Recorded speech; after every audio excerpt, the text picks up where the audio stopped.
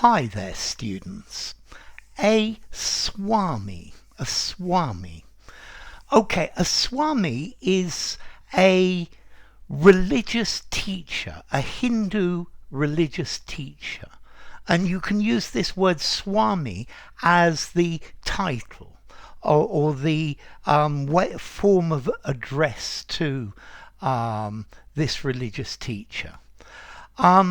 But let's see, in English we can also use this metaphorically to talk about somebody who is an expert in something, somebody who is has authority.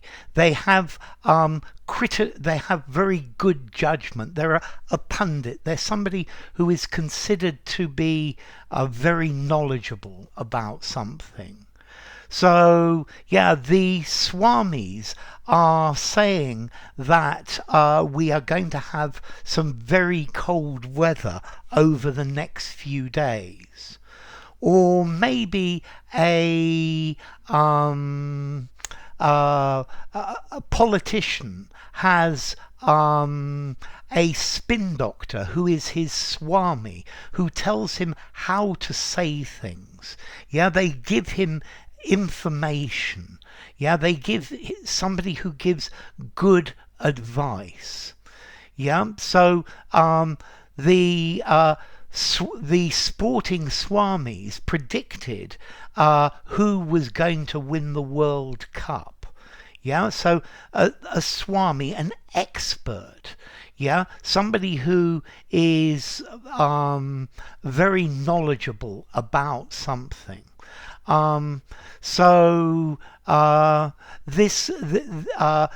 This lady is considered an advertising Swami. She just knows how to say things. Yeah, she's just got the right way of doing it. So it's like this person has become a religious leader, somebody who is a guiding light. Okay, and that's how I would say it, a pundit. Yeah, somebody who emulates a Swami. Yeah, because let's see, the real meaning is a senior member of a religious order, of a specific Hindu religious order, and so a religious teacher. And normally religious teachers, they should be experts in telling us how to live our lives. They should be, at least.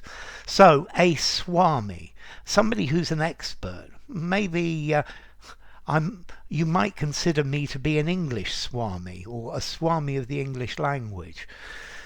Probably not, but I try at least. Okay, so let's see. Formality.